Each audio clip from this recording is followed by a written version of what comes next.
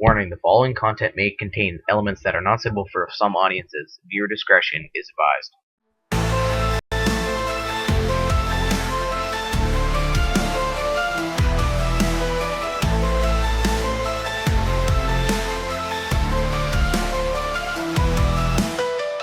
Hey creepy, yeah, that's my style. Creepy crawlers, Kimiko's vibe. We laugh at the dark, find joy in the fears. In a world full of noise, I'm the one you hear. In a smoky room, filled with gloom, hell is here, podcast doom.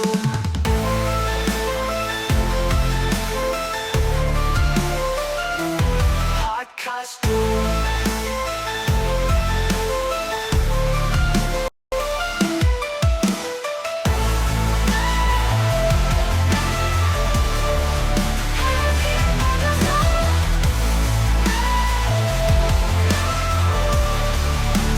Hell is here, podcast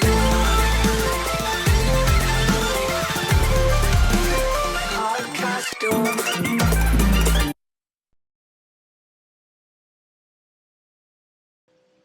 Hello, all you creep crawlers out there, and welcome to another episode of the Blowing Smoke Podcast with Kimiko Kusanagi. Now, today's topic is actually The Last of Us, so spoilers. If you haven't seen the show, played the game, or any of that stuff, maybe click off and move on. Okay, so light up and listen in. Now, The Last of Us is currently like the number one and most popular TV show online. Not just season 2, but season 1 as well. It is in its second season and is ongoing at the time of this particular podcast. So let's give you a little rundown of what The Last of Us is about. So The Last of Us follows Joel, a hardened smuggler, and Ellie, a young girl who is immune to a deadly fungal infection, as they navigate a post-apocalyptic United States 20 years after the outbreak. Their journey involves traversing a world ravaged by the infection, encountering ruthless factions, and seeking a cure for this disease. The series explores themes of survival, loss, and the bonds that form in the face of an unimaginable hardship. Okay? So, let's kind of briefly talk about Ellie's immunity and who possibly now at this point may know about it. So Ellie's immunity to the cordyceps, or we're going to call them C-seps, infection is in The Last of Us as a result of a unique and accidental biological event during her birth. So here's the breakdown. The circumstances of Ellie's birth. Ellie's mother, Anna, was bitten by an infected while giving birth. Anna managed to cut the umbilical cord, but not before some of the cordyceps fungus entered Ellie's system. Okay? The mutation. Instead of succumbing to the infection, the cordyceps in Ellie's body underwent a mutation. This mutation caused the fungus to grow within her, or grow with her, essentially becoming a part of her rather than a threat. The chemical messenger. The mutated C-seps in Ellie produce a chemical messenger.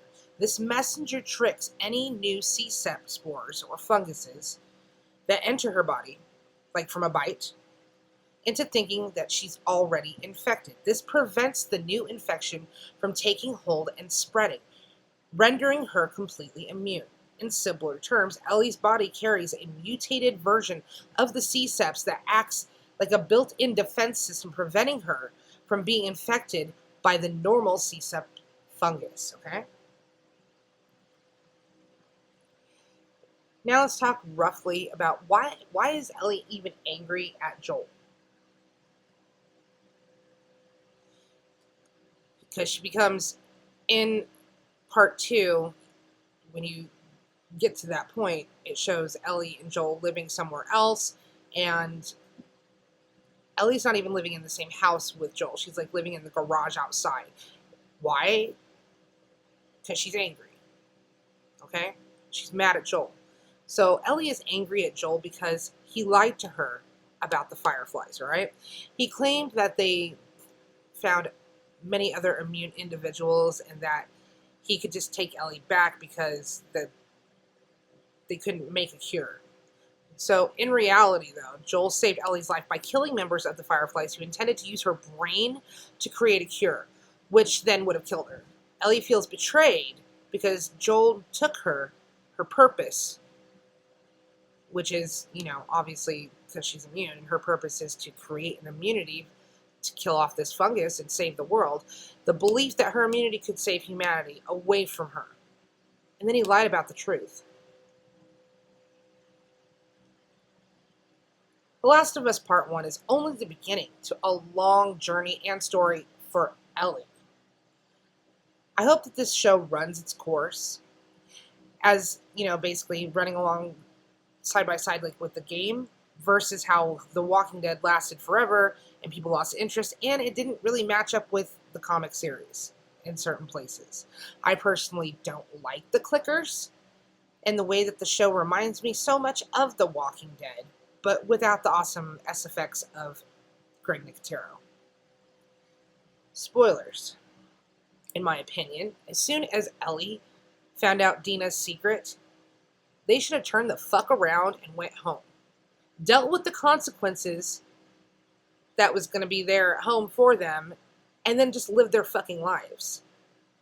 That's a scenario that makes sense, okay? Ellie's enduring, anger and revenge for her lost friend drives her to potentially lose not only herself, but Dina. And what for? I think logically that whatever WLF is, it's best not to fuck around and find out. But you know what? That wouldn't make for a good show now, would it? Makes Ellie look extremely fucking hard-headed. And impulsive as fuck. So in The Last of Us Part 2, the following characters know about Ellie's immunity, alright? So at this point in the series, Dina knows because Ellie reveals her immunity to Dina after being bitten by an infected, okay? Tommy. Joel confided in Tommy about Ellie's immunity back in The Last of Us Part 1. Tommy's his brother. Maria. Tommy likely shared that information with Maria, his wife, off-screen. Other characters who likely know or suspect Ellie is immune. Abby and Lev. They may have learned about Ellie's immunity from Tommy when they had him at gunpoint. Jesse. It's possible Jesse suspected or knew about Ellie's immunity due to his close relationship with Dina. It's important to note that beyond this core group, the knowledge of Ellie's immunity remains relatively contained. Now, they have a lot of doctors and hospitals where they're at, surprisingly, there must be a way to preserve a sample or samples from Ellie, just in case something does happen. And with that patient-doctor confidentiality, it covers her ass. It makes you think about, what is the end game for this show? What is it going to be like? Is it to rid the world of the clickers and the fungal virus? Is it just a show about thriving and surviving? Where is this really going? With The Walking Dead and the confusion that show brought if you didn't watch previous seasons and whatnot, The Last of Us should try to avoid long arcs and make it relatable enough to just jump in at any point in the season. I don't know, it's just saying my opinion. The ending of the Part 2 season needs to be the end. Let the story be after that and not transverse into what happens to the Fireflies or other characters later down the road. Just end it with a nice big bow and move the fuck on. We haven't gotten a third part to this fucking game. I don't know if we will get a third part to this game. I know that there is a little mini episode. So there is 3, but that mini episode's not really part of the second part. It's part of the first part, from what I gather. I just don't want to see this show follow in the footsteps of other shows and be drugged the fuck out. It's good because it's keeping up pace with the games. It's good because it's not going into other aspects of other shit that, in all honesty, we don't give a fuck about. The whole series is literally, it's Joel. First season it's all about Joel. Okay? Ellie is part of it, but Joel's mostly the main focus of that.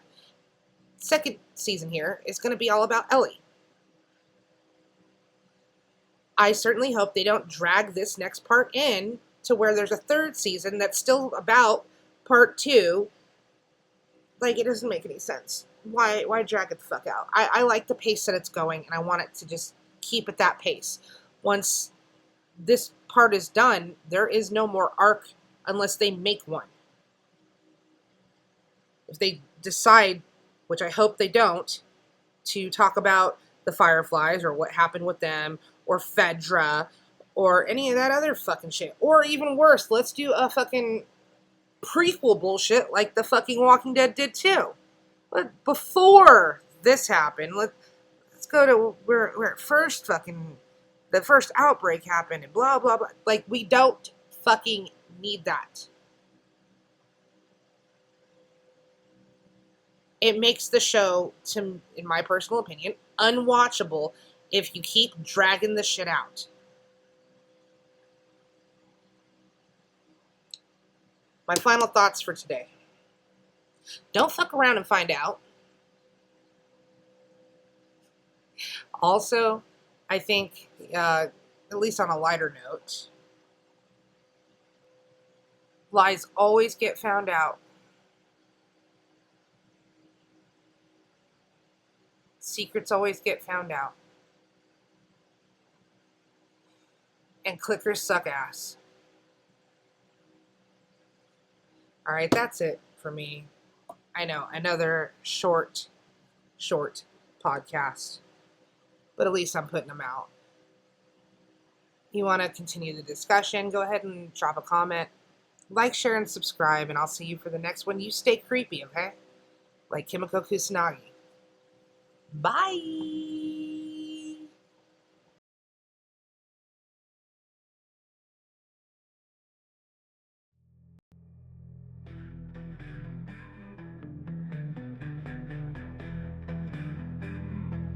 In a world where your life is mundane and boring, a person is about to discover the power of Kimiko merch. Our merch isn't just stuff, it's your secret weapon against boredom. Transform your day with our incredible merch. Whether you're at work, at home, or saving the world, our merch will bring a smile to your face. Get yours today and unleash your inner dork with our amazing merch. Visit us at https://my-store-f20050.creator-spring.com. Make every day a Kimiko-tastic adventure.